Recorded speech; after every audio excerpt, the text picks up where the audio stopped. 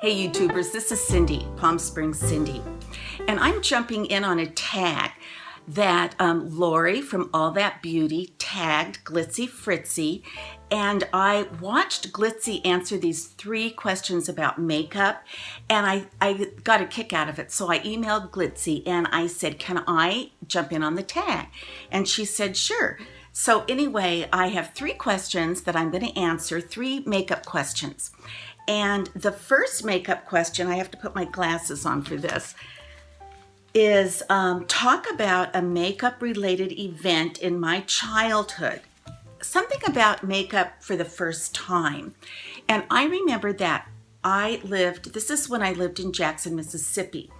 And about a half a mile down our street was a pharmacy. And in the pharmacy was a makeup counter. And the lady that manned the makeup counter, her name was Irene. And Irene was our neighbor. And Irene and my mom were good friends. They were both the same age. They were both darling. And so when I would go to the pharmacy or the drugstore with my mom, I would, look around and be impatient while I was waiting for whatever my mom was getting. And it really caught my eye, the makeup counter. The makeup counter was it was a beautiful display, all those lipsticks organized perfectly, and the samples all twisted up so you could see all the colors. And they had beautiful cotton ball holders and Kleenex, a little Kleenex box, and little tester strips of brushes or Q-tips.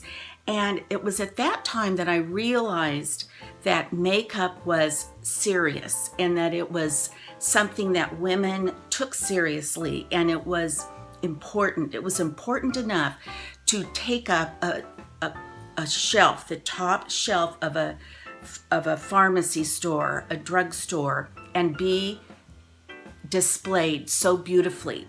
So that's when I realized, okay, makeup is more than just like a lipstick at the bottom of my mother's purse. Or I have a sister that's about 3.5 years older. And if I was 13, she was about 17. And so I realized, I would see her get ready or use makeup. But once again, it was kind of like what was left over from my mom. So to see makeup on a display so beautiful and sparkling and golden and shiny and mirrors and the light of the store on it, it was really quite effective. And I remember to this day that was like, I couldn't get enough of looking at that gorgeous makeup.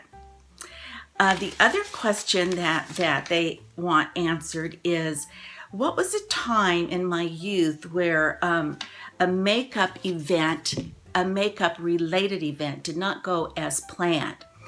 And when you live in the South, it is a very humid climate, especially in the summer. And during the summertime, baseball was real popular. And I was in junior high or high school, and I remember my girlfriends and I would hang out at the baseball fields. And the big lights were on, and the guys were playing baseball, and they had bleachers filled with the families. And anyway, there was a lot of activity there.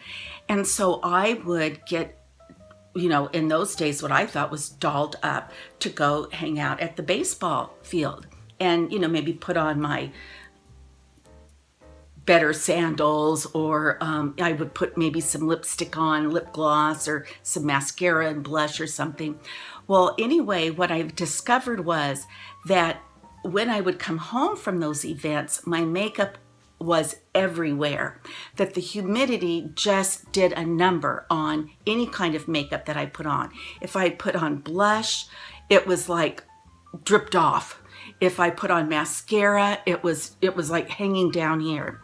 So I just remember learning that, okay, there's more to makeup than meets the eye, that I have to come to terms with the consequences of the weather and the effects that outdoors has upon makeup when I wear it, because I wanted to learn about makeup and wear it. So that was a time when I learned kind of like what not to do with makeup. And another question is, what kind of makeup, if any, will I be wearing when I'm 80 or 90? And I think that just like now, if you had asked me when I was 22 even, what kind of makeup would I be wearing when I was 66? I probably would have just, cracked up and thought, well, who knows? I probably, nothing. But I think that I will continue to look at women my age or even a few years older to see what's working for them. And I think I'll always wear some type of lipstick and a little bit of powder and eye makeup. And I think, even just like makeup products are better today than they were 20 years ago, 20 years from now, they're going to be a lot better even than they are today. So I'm going to count on my YouTube community and my other lady friends to help and walk with me through the years, so that when I am 80 and 90, we will be sharing the same kind of makeup tips and talk about what is a good bargain for our dollar, what makeup is working for us and what isn't. So I think that the desire to stay looking your best is something that is either in us or not. And so I definitely want to stay looking my best. And I know that means wearing a little makeup even when I'm 80 or 90. So Lori from All That Beauty, Glitzy Fritzy, thank you for sharing this tag and coming up with these 3 questions about makeup. Bye-bye.